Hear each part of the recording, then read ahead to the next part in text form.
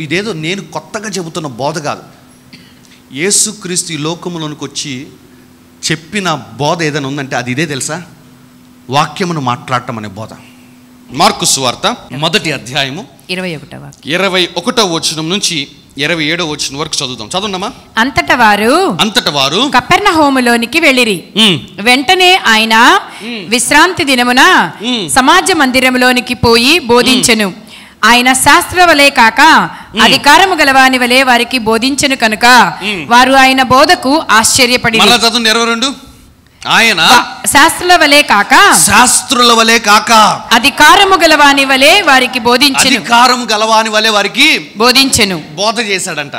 ఆ బోధకి ఏంటంట, వాళ్ళు ఏం అన్నారంట, వారు ఆయన బోధకు ఆశ్చర్యపడి. అసలు మీకు మాట చెప్పనమ్మా, అసలు ఆయన వాక్యం చెప్పాల. ఆ రోజు ఆయన వాక్యం చెప్పలా, కానీ వాక్యంలో రాయబడుతుంది అంటే ఆయన బోధకు ఆశ్చర్యపడ్డారట.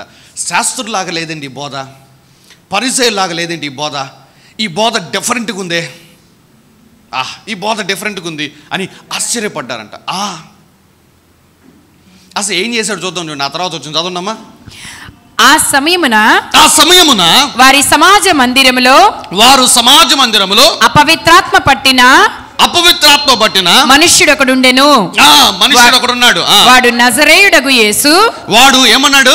నజరేయుడగు యేసు మాతో నీకేమి మమ్ము నశింపచేయుటకు వచ్చితివా? మమ్మను నశింపచేయుటకు వచ్చావా? నీవెవడవో నాకు తెలియను. నీవు దేవుని పరిశుద్ధుడవు అని కేకలు వేసెను.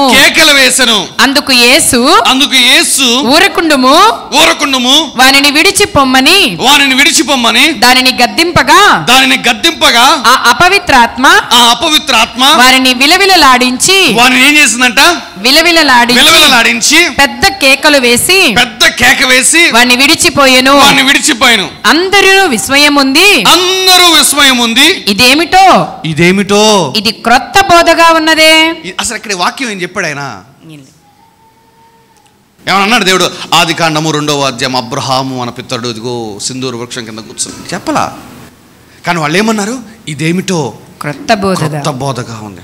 యేసుక్రీస్తు వర్తమానాల్లో ముఖ్యముగా స్ట్రెస్ చేసి చెప్పింది ఏంటో తెలుసా? పరిస్థితులతోటి మాట్లాడటం అనే వర్తమానమే బోధించాడు. ఇక్కడ ఆ రోజున ఆయన సమాజ మందిరం నిలబడ్డాడు. ఇట్లా నిలబడంగానే దురాత్మ పట్టినోడు ఒకడు లేచి, నజరేయుడగు యేసు మాతో నీకేమి, మమ్మను నశింపచేయుటకు వచ్చితివా?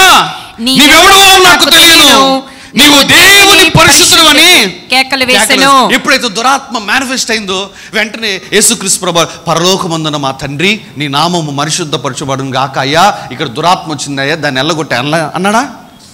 మనం అదే చేస్తాం.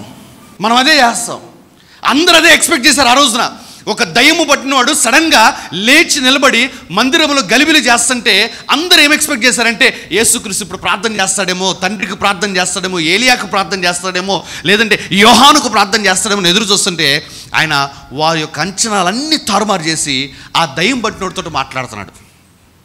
ఏమని మాట్లాడుతున్నాడు? ఊరకుండుము, వారిని విడిచి పొమ్మని. వాడిని ఏం చేయాలంట? అసలు వీళ్ళకి అర్థం కావట్లేదు, దయ్యంతో మాట్లాడుతున్నాడు ఏందినా. అందుకే అన్నారు, ఆయన ఏమన్నారు తెలుసా? వీడు బయలుజబుల వలన దయ్యంను వదిలేస్తున్నాడు. ఎందుకంటే దయ్యాలతో మాట్లాడుతున్నాడు ఈయన.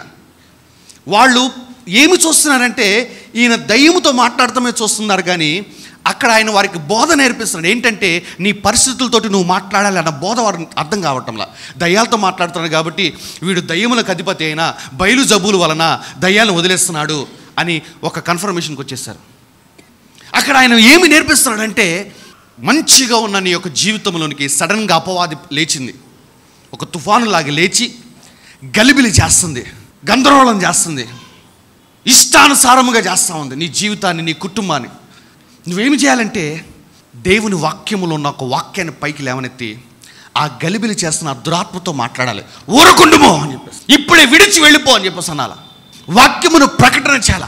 చూడనమ్మా, అక్కడ పరిశుద్ధాత్మ దేవుడు యేసుక్రీస్తు ప్రవారం మీద కూడా ఉన్నాడు, కానీ అయినా దురాత్మ లేచింది అక్కడ.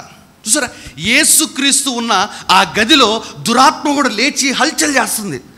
యేసుక్రీస్తు ఉన్న గదిలోనే దురాత్మ హల్చల్ చేసిందంటే, అమ్మా మన జీవితాల్లో మామూలుగా రికార్డింగ్ డాన్సే మనకి, ఇంకా మామూలుగా ఏం లేదు, తీన్మారే. వాడు డప్పు కొడతా ఉంటాడు, మనం ఏం చేయాలా?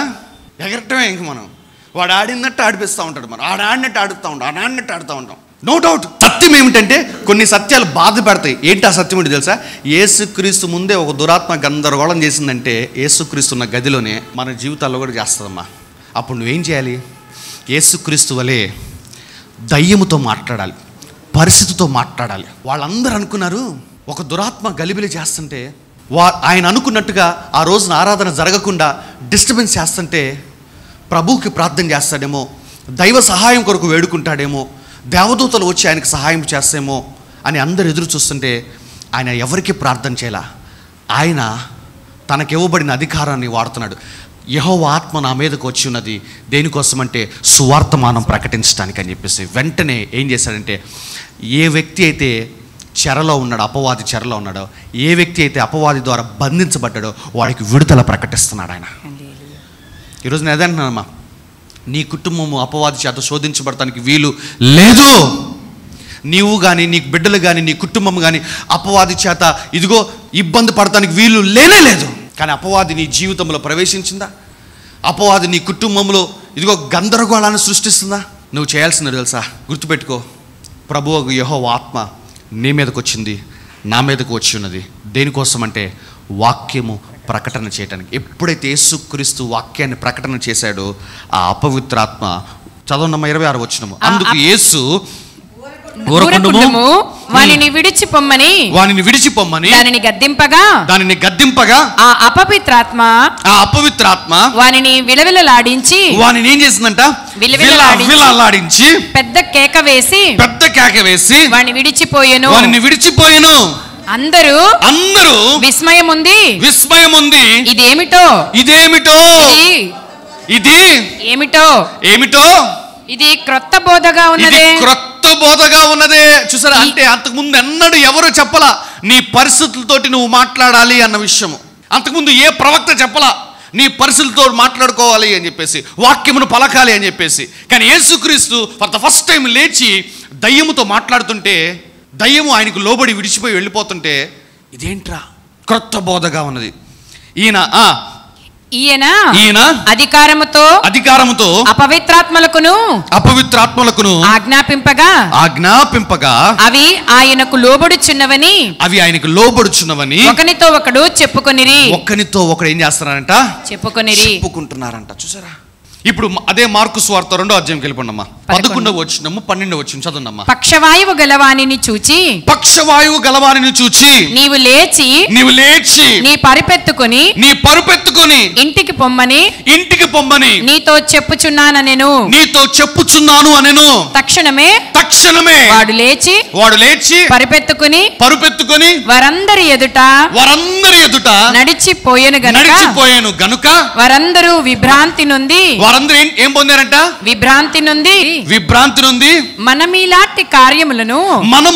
ఇలాంటి కార్యములను ఎన్నడూ చూడలేదని చెప్పుకొనుచు దేవుని మహిమపరచిరి. చూసారా? అందరూ ఆశ్చర్యపడుతున్నారు. యేసుక్రీస్తు దయ్యముతో మాట్లాడుతున్నాడు, యేసుక్రీస్తు రోగులతో మాట్లాడుతున్నాడు, యేసుక్రీస్తు చెట్టుతో మాట్లాడుతున్నాడు. అందరికి అర్థం కావటంలా. తన శిష్యులకు కూడా ఏం నేర్పించాడంటే మార్కు సువార్త 11వ అధ్యాయంకి వెళ్ళిపోండమ్మా. 20వ వచనం చదవండమ్మా. ప్రొద్దున వారి మార్గమున పోవుచుండగా ఆ అంజూరపు చెట్టు వేళ్ళు మొదలుకొని ఎండి ఉండుట చూచిరి. అప్పుడు పేతురు ఆ సంగతి జ్ఞాపకమునకు తెచ్చుకొని బోధకుడా ఇదిగో నీవు శపించిన అంజూరపు చెట్టు ఎండిపోయేనని ఆయనతో చెప్పాడు. అందుకు యేసు వారితో ఇట్లా అరే చూసారా? మనోడు చెప్పాడు పేతురు, అయ్యా నిన్న నువ్వు చెప్పించావు కదా, పోయిన ఆధారం మనం చెప్పుకున్నాం కదా, అది వేళ్లతో సహా ఎండిపోయిందంట. దేవుడు వెళ్ళి అక్కడ విషం పట్టలేదమ్మా, లేదంటే దేవుడు వెళ్ళి అవుట్డేట్ అయిపోయిన పురుగుల ముందు చల్లాలి. అక్కడ దేవుడు వెళ్ళి ఇంకోటి చేయాల. దేవుడు ఏం చేశాడు తెలుసా? ఆ చెట్టుతో మాట్లాడాడు, వేళ్లతో సహా ఎండిపోయేటట్టుగా చేశాడు. ఆ చెట్టుతో మాట్లాడు. ఎప్పుడైతే ఆ చెట్టుతో మాట్లాడంగానే ఆ చెట్టు కూడా లోబడిపోయిందమ్మా. చెట్టు లోబడింది, దయ్యము లోబడింది, రోగము లోబడింది. దేవుడు తన వాళ్ళకు నేర్పిస్తున్న పాఠము ఈ రోజున ఈ సంఘానికి మరలా నేర్పిస్తున్న పాఠం ఏంటంటే, నీ పరిస్థితులతోటి నువ్వు మాట్లాడటము ఆరంభించాల్సిందే అని చెప్పేసి అంటున్నాడు. ఆ తర్వాత కంటిన్యూ చేయండి అమ్మా. దేవుని అందుకు యేసు వారితో ఇట్లా నేను మీరు దేవుని యందు విశ్వాసముంచుడి, ఎవడైనను చూసారా విశ్వాసముంచి ఏం చేయాలంట, ఎవడైనను ఈ కొండను చూచి నీవు ఎత్తబడి సముద్రములో పడవేయబడుమని చెప్పి తన మనస్సులో సందేహింపక తాను చెప్పినది జరుగునని నమ్మిన ఎడలా. చూసారా ఆ మాట మీరు చదువుతున్నారు సరిగ్గా? మరలా 23 వచ్చిన జాగ్రత్తగా చదువుదాం, మరలా చదువుదాం, రెడీ నీట్ గా నిదానంగా చదువుదాం. చదువున్నాం ఒకసారి. ఎవడైనా అంటే ఎవరు? ఎవడైనా. నా బైబిల్లో, నా పాత బైబిల్లో ఎవడైనా అన్న ప్లేస్లో NEPR అని ఉంటుంది. ఇది కొత్త బైబిల్ కాబట్టి రాసుకోలే ఇంకా నేను. ఎవడైనా ఈ కొండను చూచి ఏంటంటే, దేని చూచి? ఈ కొండను చూచి నీవు ఎత్తబడి ఏమనాలంటే దానితోటి ఎత్తబడి సముద్రములో పడవేయబడుమని చెప్పి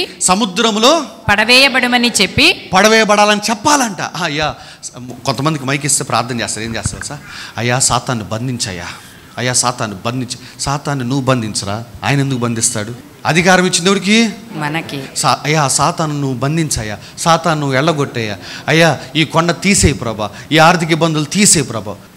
దేవుడు చేయాల్సినంత చేసి ముగించి తన అధికారాన్ని నీకు ఇచ్చి, ఇప్పుడు నువ్వు సినిమా చూపించరా అంటే నువ్వేంటంటే నేను సినిమా చూపించి నేను సినిమా చూస్తానన్నా. దేవుడు ఏమన్నాడంటే, అరే అపవాదికి నేను చూపించేసా సినిమా, పార్ట్ 1 అయిపోయింది, ఇప్పుడు పార్ట్ 2 ఏంటంటే నా బిడ్డలు మీరు మళ్ళీ వాడిని అల్లాడి చదువులు పెట్టాలరా, ఇదిగో నేను వెళ్ళిపోతూ నా అధికారాన్ని మీకు ఇస్తున్నాను, మాట్లాడండి రా, ప్రవచించండి రా. దేవుని వాక్యము నా నోట్లో ఎంత శక్తి ఉంటుందో దేవుని వాక్యము నీ నోట్లో కూడా అంతే శక్తి ఉంటుంది. మాట్లాడండి అంటలేదు. మనం ఏం చేస్తాం సార్? ఇట్లా ముసుకేస్తాం. ఎవడైనను పెట్టనమ్మా, ఎవడైనను ఈ కొండను చూచి నీవు ఎత్తబడి సముద్రములో పడవేయబడమని చెప్పి సముద్రంలో పడవేయబడాలి అని చెప్పాలి నువ్వే. చెప్పి తన మనస్సులో సందేహింపక ఏందంట? తన మనస్సులో ఇదే మనకి సమస్య. మళ్ళీ ఆలోచిస్తాం మనం, జరిగిద్దా లేదా. పాస్టర్ గారు అంటే ఎప్పుడు ప్రార్థనలో ఉంటాడు, పాస్టర్ గారు అంటే అభిషేకించబడ్డవాడు, పాస్టర్ గారు అంటే సేవకులు, కాబట్టి ఆయన చెప్పింది జరిగిద్ది అని క్రైస్తవులకి ఇది ఒక రాంగ్ ఆలోచన ఉంటుందమ్మా. అందుకే వాక్యంలో ఏమనుందంటే, ఎవడైనను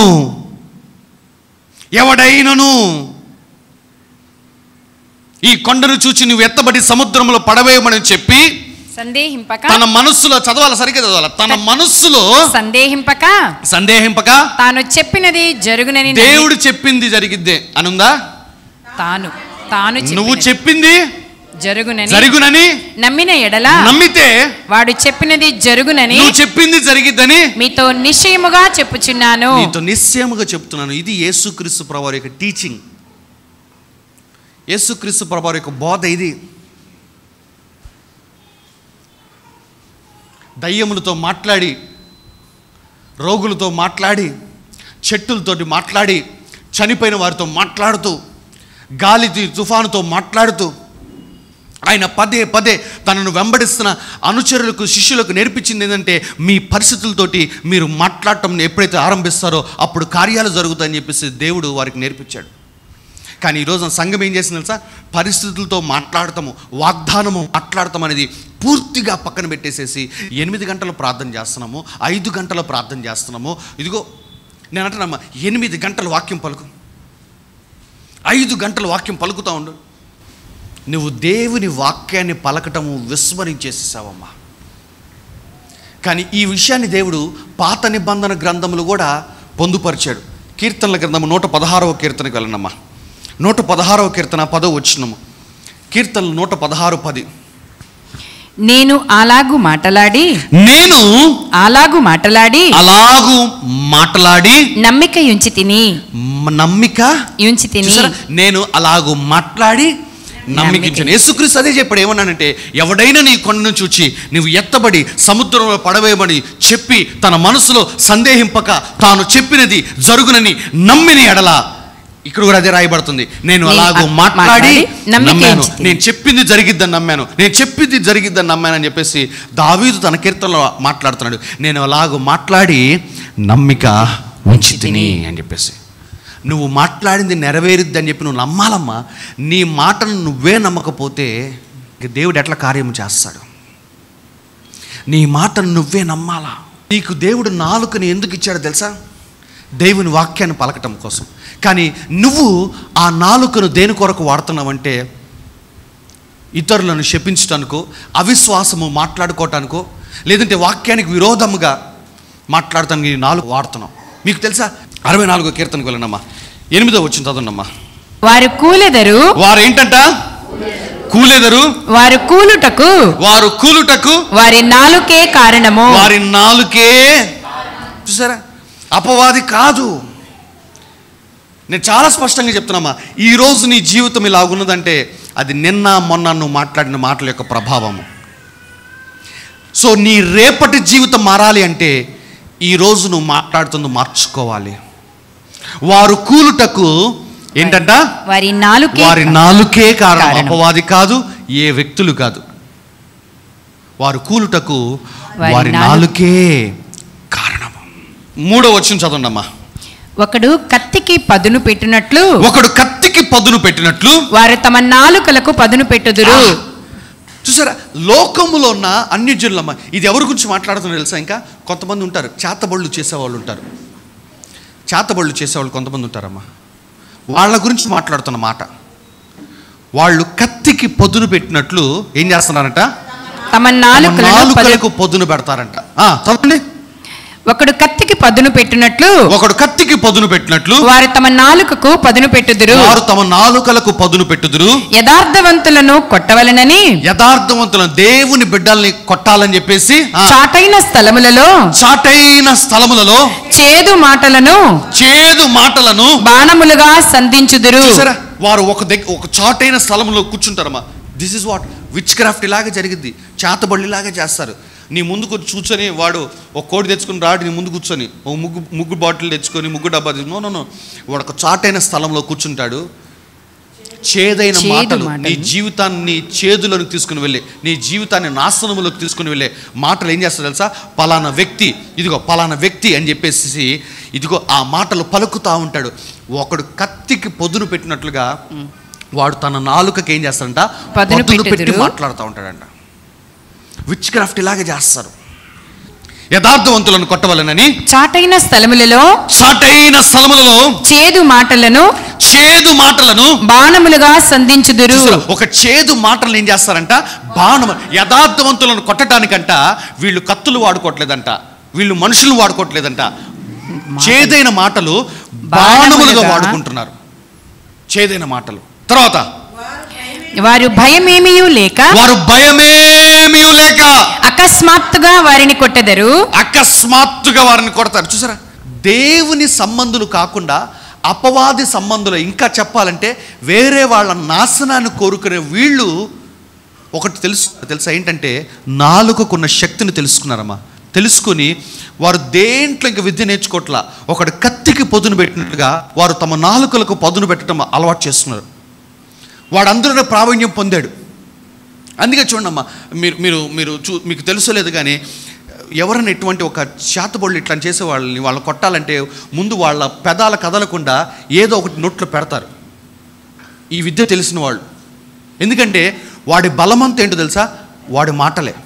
వాడు కత్తికి పదును పెట్టినట్లుగా వాడు నాలుకకు పదును పెట్టేశాడు. వాడు పెట్టేసి ఆ మాటల్ని బాణములుగా సంధిస్తూ ఉంటాడు అవతలవాడిని నాశనం చేయడానికి. ఒరే, అపవాది సంబంధికులకు తెలిసిందమ్మా నాలుకకున్న శక్తి. కానీ బాధాకరమైన విషయం ఏంటంటే దేవుని కుమార్తెలకు తెలియలేదమ్మా. కానీ ఉదయకాల సమయంలో దేవుడు మాట్లాడుతున్నాడమ్మా. ఒకవేళ ఏదన్నా అపవాది, ఏదన్నా వ్యక్తులు, లేదంటే ఇంకోటి పరిస్థితి, ఒక చేదైన మాటలు నీ జీవితంలో దాడి చేస్తూ ఉన్నాయా? నీ అభివృద్ధికి, నీ యొక్క ఆశీర్వాదానికి, నీ యొక్క హెచ్చింపుకి అడ్డుగా ఉన్నాయా? నీకు ఒక ఉపాయం చెప్తానమ్మా. అపవాదికే ఒక బాణం ఉంటే దేవుడికి కూడా ఒక బాణం ఉంటుందమ్మా. హల్లెలూయా, హల్లెలూయా. 7వ వచనం చదవండమ్మా. దేవుడు బాణముతో వారిని కొట్టును. అపవాది చేదైన మాటలు బాణములుగా సంధిస్తే దేవుడి దగ్గర కూడా ఒక బాణం ఉందంట. ఆ బాణముతో కొడతాం. ఏంటో తెలుసు దేవుడి దగ్గర ఉన్న బాణము? దేవుని వాక్యం. వాడు కత్తికి పొద్దును పెట్టినట్టుగా నాలుకకు పొద్దును పెట్టాడు కదా, నువ్వు పెట్టాలి ఈ రోజున. దేవుని వాక్యాన్ని ఒక బాణంగా తీసుకొని నువ్వు అపవాది ఎంత దాడి చేస్తున్నా, అపవాది ఎంత చీకటిని తీసుకొస్తున్నా, అపవాది ఎన్నిసార్లు ఓటమిని తీసుకుని వస్తున్నా, అపవాది ఎన్నిసార్లు తీసుకుని వస్తున్నా సరే, నువ్వేం చేయాలి తెలుసా? దేవుని వాక్యాన్ని ఒక బాణముగా తిరిగి సంధిస్తూ ఉండాలి. తిరిగి నన్ను కూర్చొని నజరేయుడిని యేసు నామమున నేను అనేక జనములకు అర్పిస్తాను కానీ అప్పు చేయను. నజరేయుడిని యేసుక్రీస్తు నామమున నేను దేవుని యొక్క గాయముల ద్వారా స్వస్థపరచబడ్డాను. నజరేయుడిని యేసుక్రీస్తు నామమున నేను గెలవటానికి ఏర్పరచబడ్డాను. దేవుని బాణములు సంధిస్తూ ఉండు.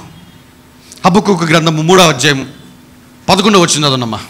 నీ ఈటెలు తళతళలాడగా సంచరించు నీ బాణముల కాంతికి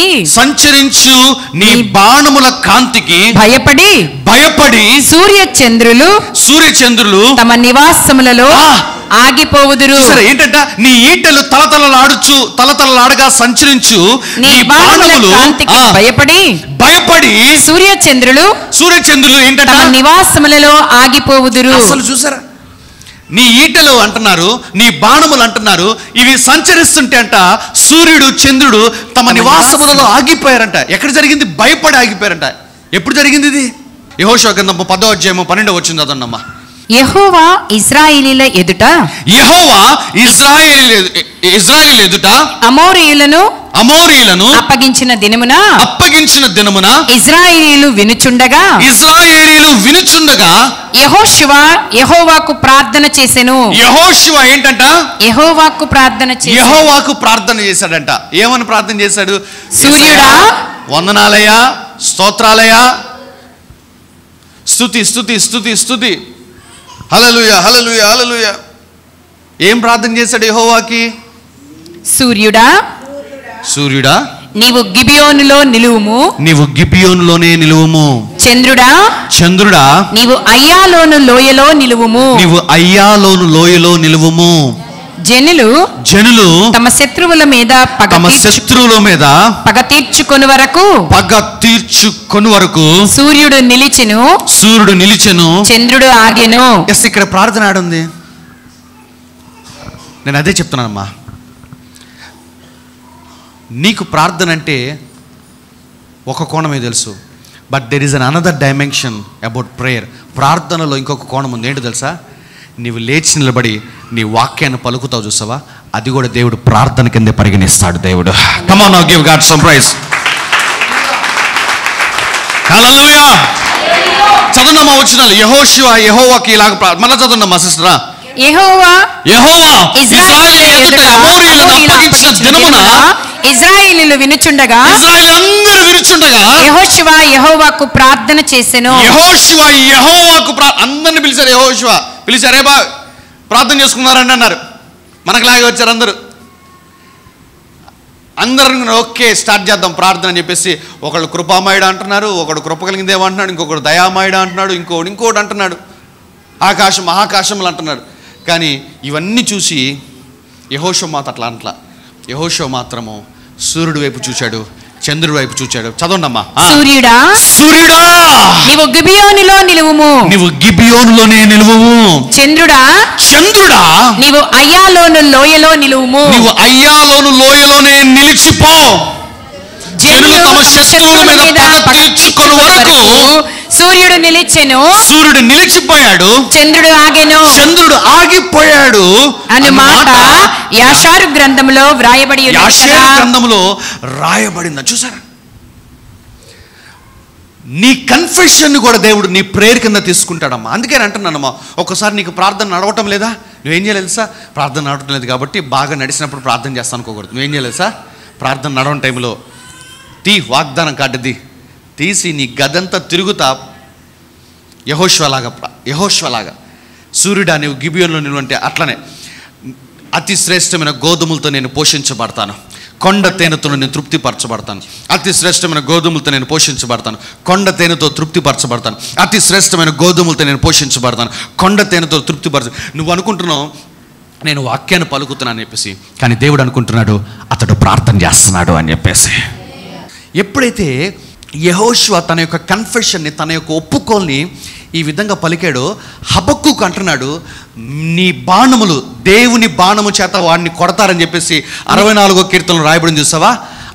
అదే యెహోషువ మాటని హబక్కూకు ఏమంటున్నాడంటే అది ఈటగా మాట్లాడుతున్నాడు, అది బాణముగా మాట్లాడుతున్నాడు. చదవండమ్మా.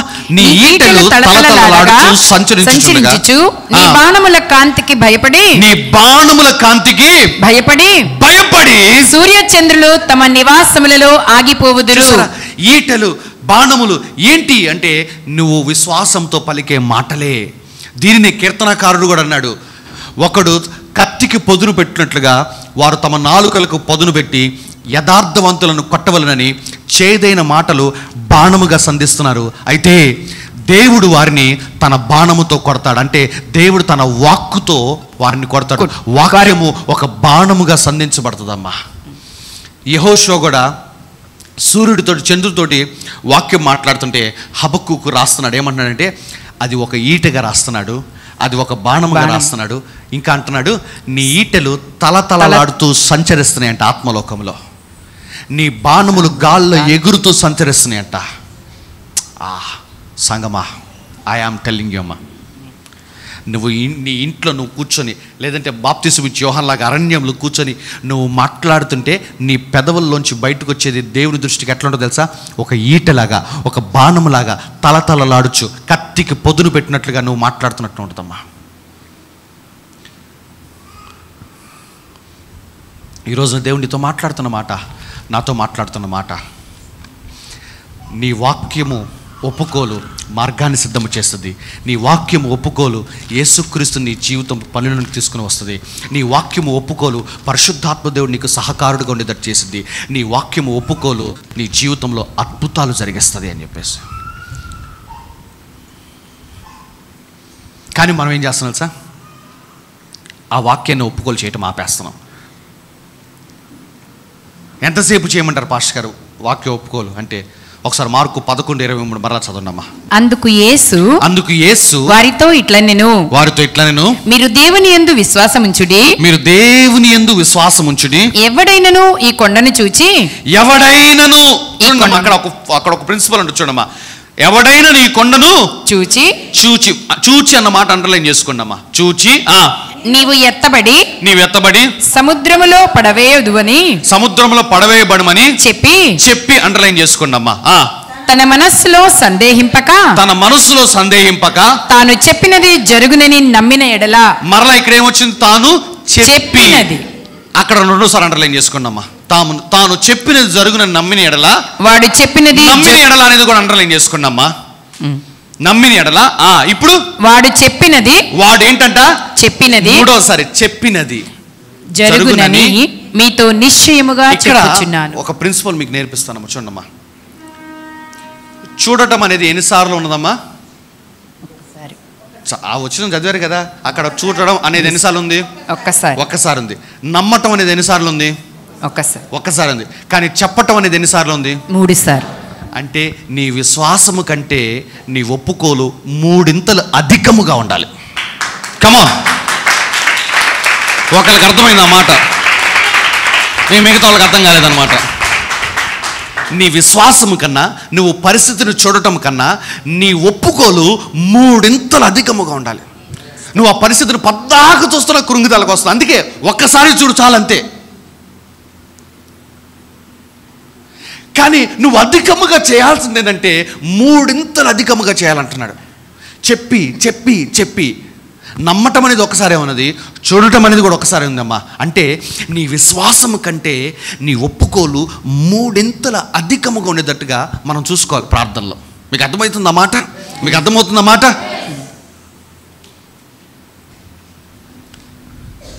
పద్దాక ఆ పరిస్థితిని చూసుకుంటా, బ్యాంక్ అకౌంట్ చూసుకుంటా, అందులో 93 రూపాయలే ఉంది అనుకుంటున్నాం.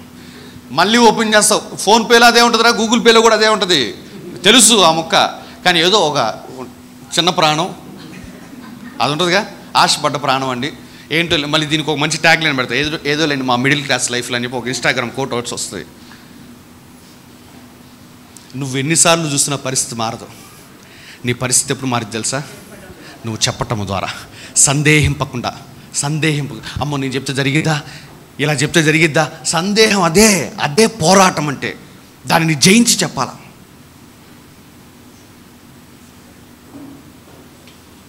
అతి పెద్ద సమస్య వస్తామా నేను చెప్తున్నామ్మా, నువ్వు ఎప్పుడైతే విశ్వసించి మాట్లాడటం ఆరంభిస్తావో ఇంకా పరిస్థితి దిగజారిపోతుంది. ముందే చెప్తున్నా, అదే పోరాటం అంటే. అపవాది ఎమ్మటే తీసుకొచ్చి పెడతాడు. అస్సలు ఎట్లా ఉండదంటే, ఇంత మాట్లాడుతున్నాం వాక్యము, ఇంతగా నమ్ముతున్నాం, ఏం జరగటం లేదు. కొంతమంది ఏం చేస్తారు సార్, నాకు తెలుసురా పాస్టర్ గారికి వాక్యం తెలియదని. అస్సలు ప్రార్థన ఎట్ట చేయాలంటే, మోకాళ్ళ కింద రాళ్ళు పెట్టుకొని, అస్సలు మోకాళ్ళలోంచి రక్తం కారుతున్నా సరే ఇట్లా పెట్టుకొని ప్రార్థన, అది దేవుడు వింటాడు. పాస్టర్ గారికి ఏం తెలుసు? నా జీవితంలో నేను పాటిస్తుందని చెప్తున్నానమ్మా. నేను అంటున్నానమ్మా, నీకు అద్భుతము జరగాలని దేవుడు నిర్ణయించాడు కాబట్టి నువ్వు ఎట్లాగైనా సరే దాన్ని చేరుకోకుండా ఉండడం కోసం నీ పరిస్థితిని ఇంకా దిగజారుస్తూ ఉంటాడు అపో. అది దేవుడు దాన్ని అనుమతిస్తాడు. ఎందుకంటే అదే నీ విశ్వాస పోరాటం. అందుకే తిమోతితో అన్నాడు, విశ్వాస సంబంధమైన మంచి పోరాడాలి. నీ పరిస్థితి ఇంకా దిగజారిపోతున్నా, నేను చెప్పింది జరిగిద్ది. నజరేయుడైన యేసు నామమున నేను అనేక జనములకు అప్పిస్తాను. నజరేయుడైన యేసు నామమున నా కుటుంబంలో భేదలు ఉండరు. నజరేయుడైన యేసుక్రీస్తు నామమున నేను ఐశ్వర్యవంతుడిని. నజరేయుడైన యేసుక్రీస్తు నామమున నేను ధనవంతుడిని. ఇంకా దిగజారిపోద్ది, మైనస్లోకి వెళ్ళిపోద్ది బ్యాలెన్స్ ఒక్కోసారి. అది వరకైనా నయం, కన్ఫెషన్ స్టార్ట్ చేయకముందు. ఎంత ఉంది బ్యాలెన్స్? ఎవరో చెప్పాలి ఎంత ఉంది? ఇప్పుడు ఏమైంది? కరెక్ట్గా నువ్వు కన్ఫెషన్ చేస్తుంటే వాడు SMS ఛార్జీలను కట్ చేస్తాడు వాడు. ప్రభువా అనుకోవటం అంతే. ఆ టైంలో నేను అంటున్నామ్మా, ఎంత మైనస్లోకి వెళ్ళిపోయినా సరే నువ్వున్న గోతులోంచి నీ దేవుడు పైకి లేవనెత్తుతాడమ్మా. హల్లెలూయా, ఆమేన్. కమ్ ఆన్, హల్లెలూయా. కానీ నువ్వు చెప్తానే ఉండాలమ్మా. అదే పోరాటం. ఎందుకు పోరాటాలు వస్తాయంటే మనకి గొప్ప భవిష్యత్తు ఉందమ్మా. అపవాది ఆ భవిష్యత్తును చేరుకోకుండా ఆపేస్తాడు. ఇప్పుడు చూడండి, మనం చూస్తున్న దానికంటే, మనము నమ్ముతున్న దానికంటే మన విశ్వాసము 3 ఇంతలు అధికముగా మార్చబడాలి. అంతే. ఈరోజు అదే నీతో కూడా నేను మాట్లాడుతున్నామ్మా. నీ పరిస్థితిని ఎన్నిసార్లు చూస్తావు? ఆపేసే అది చూడటం, ఆ పరిస్థితిని చూడటం ఆపేసే. అయ్యా నేను చెప్పింది జరిగిద్దని నేను నమ్ముతున్నానే అని చెప్పేసి ఇంకా చెప్తానే ఉండు. కొండ ఎత్తాలి, సముద్రంలో పడేంతవరకు ఆపకుండా ఉండు. మధ్యలో ఎంత దిగజారిపోయిన పరిస్థితి, మధ్యలో ఎన్ని రకాల డీవియేషన్స్ వచ్చినా సరే నువ్వు పలుకుతా ఉండు. పరిశుద్ధాత్మదేవుడు మార్గాన్ని సిద్ధం చేస్తాడు. త్వరలోనే మన అద్భుతాలను మనము పొందుకుంటాము.